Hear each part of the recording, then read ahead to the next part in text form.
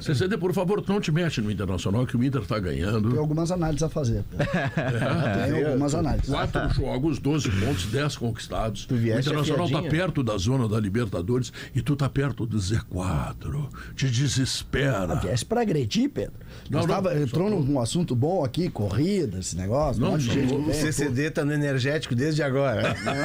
Tá louco. Pra chegar... O futebol é maravilhoso, né? Porque o CCD chegou, a gente tava há 2 semanas, a gente tava discutindo se o Grêmio podia jogar com 2 meias. Que o Renato dizia que não dava pra jogar com 2 meias, né? Aí o Inter ontem jogou com 3. Esse é o grande... Sabe qual é a grande discussão do momento?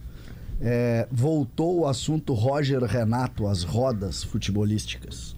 Porque o Grêmio quer contratar o Roger, o Renato aí. Vai pagar a multa. Roger, eles te querem lá, Roger. Voltou o assunto. É que o gaúcho vive de polarização, né? Como gosta de uma discussão, de um debate. O assunto como voltou. Gosta de um roce, como dizem os espanhóis. As pessoas no agarramento. As pessoas não se dão conta. Deveria ser zagueiro no Brasil, fica no agarramento, no escanteio. As pessoas não se dão conta que existe uma grande diferença, e o futebol ele nos ensina isso. O Inter tem treinador. O Inter tem um treinador. O Roger é muito bom treinador. Muito bom. Ele só tem que vencer a etapa dele, que não. Daqui a pouco ele começa a perder. Tem uma série de etapas. Isso. Só que o Inter, hoje eu recebi um meme, ali durante o Segue o Fio eu recebi um meme, não consegui ler na hora, obviamente tá no programa. Mas é a mais pura verdade. É o 4º ano do Inter que o Inter melhora em setembro. Esse é um ponto, César. É o 4º ano seguido a barreira que o Inter melhora em setembro. Que esse é um ponto do Inter, né? Foi assim lá com...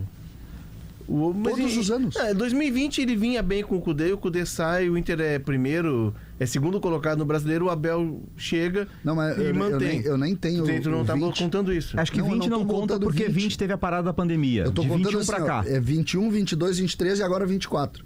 21 é o Ramírez. O Ramírez. Veio o Diego Aguirre. Mas não melhora. Tá, mas ele tira o Inter daquela situação, aí o Inter ganha do Grêmio e larga. Lembra que o Inter ganha o Grenal, que seria o do rebaixamento e larga. Fez uma campanha de meio de tabela. Aí, em 22 sim, muito, porque sai o Medina. É que, na verdade, o Mano ele começa na terceira rodada do Brasileirão. Não, mas tinha sido um semestre ruim, com Globo, com Juventude. Isso. E é vice-brasileiro. Aí começa o Mano, sai o Mano, melhora com o Cudê. E agora sai o Cudê, melhora com o Roger. Tudo igual. Mas aí, aí tem uma questão. No seu lugar. Aí tem uma questão Começa que... Começa Tem gatilhos. Ah? Tem gatilhos. O grande ponto que o Inter vai ter que passar, assim, Abel. Munari, que eu acho que ele passa pelo planejamento. E isso, quando tu começa de uma forma e tu entra no campo... O Inter ontem entrou de vez no Brasileirão, né? Até então ele estava jogando como coadjuvante. Tem 2 jogos maravilhosos. Não, ontem... Juventude... Tá, mas até então... O Inter fez 3-1 no Juventude e se disse aqui no programa, não me lembro quem disse, que poderia ser 5 ou 6. Não, poderia ter sido. E ontem ele ganhou do então líder do Campeonato Brasileiro por aproveitamento. Sim, teve o jogo do Juventude, que ele pega um Juventude de gravata, porque tinha jogado na quinta-feira contra o Corinthians numa decisão, o Cruzeiro numa situação, mas enfim, ele vem se estabelecendo e aí é problema dos adversários e o Inter está fazendo o papel dele. Antes nem isso ele conseguia. O ponto é que ontem o Inter deu as caras no campeonato. Ontem o Inter mostrou que pode algo mais. O Inter faltam 10 pontos para os 45, eu vou bater nessa tecla que o ano do Grêmio do Inter primeiro tem que buscar 45, depois o que vier é lucro. Mas o Inter rapidamente vai buscar esses 45. Não, mas eu acho que o Inter... Agora deu. O Inter não. Escuta, nos últimos 12, o Inter ganhou 10. O Inter ganhou... Pra mim, o Inter entrou na disputa da Libertadores. Tá fora dessa. O Inter... Essa é o Grêmio. Depois do jogo de ontem, depois do jogo de ontem, e tendo agora o Cuiabá no Beira-Rio... A expectativa que o Inter já criou, acho assim, rebaixamento não se fala mais. A partir de agora, se no final do ano o Inter não tiver pelo menos uma vaga na pré-Libertadores, aí já vai ser de decepção, porque voltou a gerar essa esperança. Tudo bem, Munar, mas assim, o que eu digo assim, a gente tinha aquela ideia dos 45 e rapidamente o Inter vai resolver esse problema. E aí ele vai poder olhar para o seu horizonte, e ele já mostrou que o horizonte dele pode ser bem mais largo. Que o 45 é uma formalidade que ele precisa num ano complicado, que teve pré-temporada no meio da temporada, que teve 15 dias de parar, tudo que a gente já sabe. A dificuldade de jogar fora. O Grêmio ainda está um pouco enroscado. Mas o que eu vejo dessa questão do Inter melhorar em setembro, se tu vem com um planejamento em setembro, em agosto tem que rever, tu tá pensando errado lá em janeiro. Porque assim, quem sua no planejamento descansa quando tá na aplicação do projeto. Na lógica, sim. Mas eu concordo e discordo. Quer ver uma coisa? Ano passado o Inter acabou bem. Começou bem o ano. Não teve erro de planejamento. O Inter não começou bem o ano passado. Não, calma. Ano passado o Inter acabou bem e manteve, ou seja, acertou o planejamento. Ano retrasado, o Inter acaba bem com o Mano Menezes e mantém o Mano Menezes. Não teve erro de planejamento em janeiro de 24 e nem em janeiro de 23. Janeiro de 22 é o Medina começando a temporada, né? Isso. E começa mal. O Inter faz o gauchão inteiro ruim, tanto que não classifica nem lembro do Medina no gauchão, ele perde pro ele cai pro Grêmio. Ele ganha 3 Grenais, mas ele perde o mais importante, que é a 3-0. Isso aí. 3 ele ganha 2, mas perde o mais importante. Pro Roger, né? Pro Roger, essa passagem. Então aí mas cai pro uma coisa estranha, né? Mas aí por que eu digo o planejamento de 1º de janeiro de 23 e de 24 estão certos. Mas por que tu erra no planejamento? Por que eu digo que tu erra no planejamento? Porque quando esses caras assumem, o Mano ainda teve Copa do Brasil e ele cai pro Melgar, né?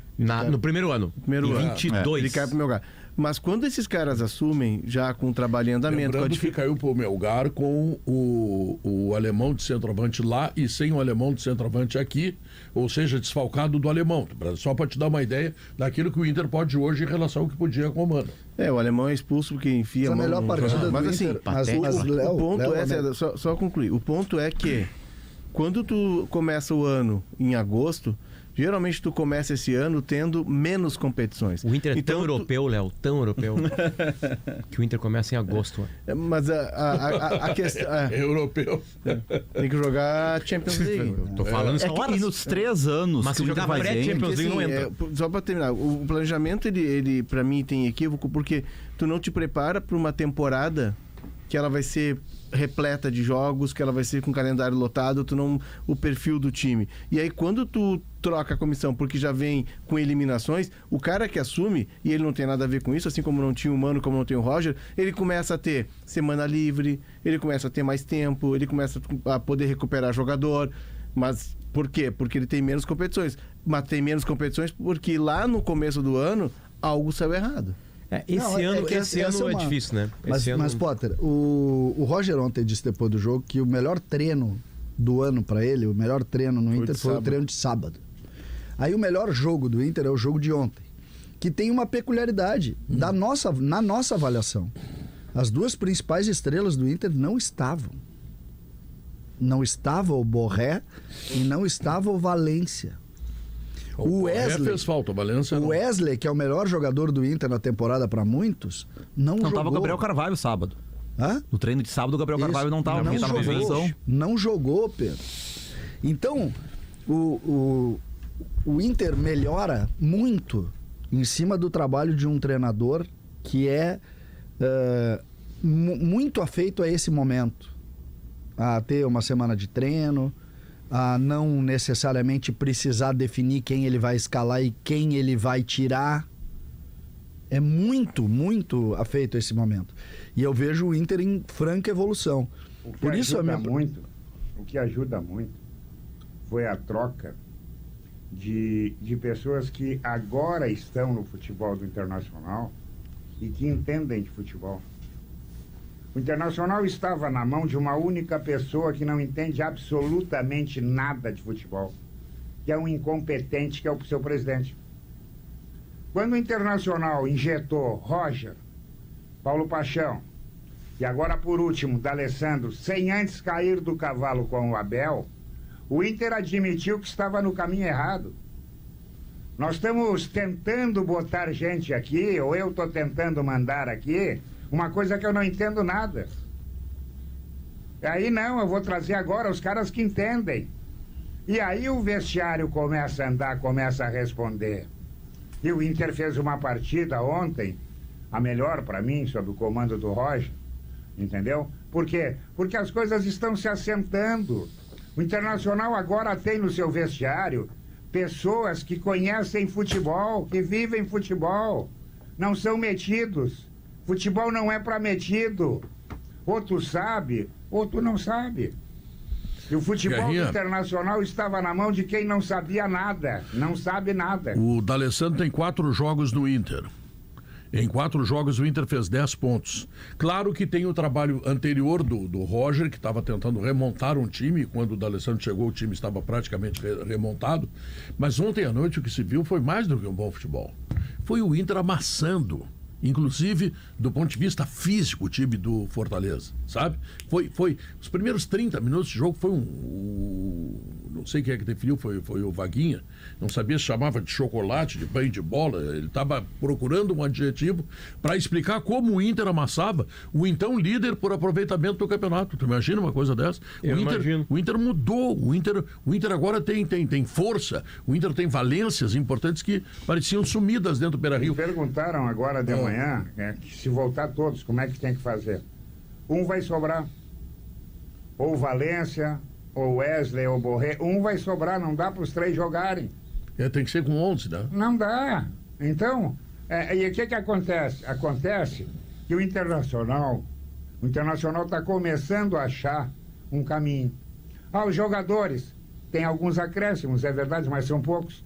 O time é esse aí desde o início do ano. Por que não jogava? Porque estava na mão de quem não conhece futebol, de metidos. Não, futebol não é para isso.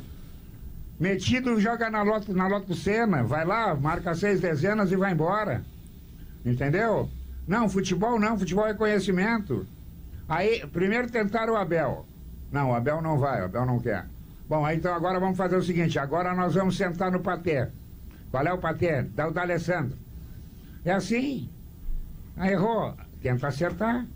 Que seja humilde, vai acertar. Eu não sei qual eu realmente não sei. O que pode ser uma grande coincidência ou não, né? Mas que ela existe.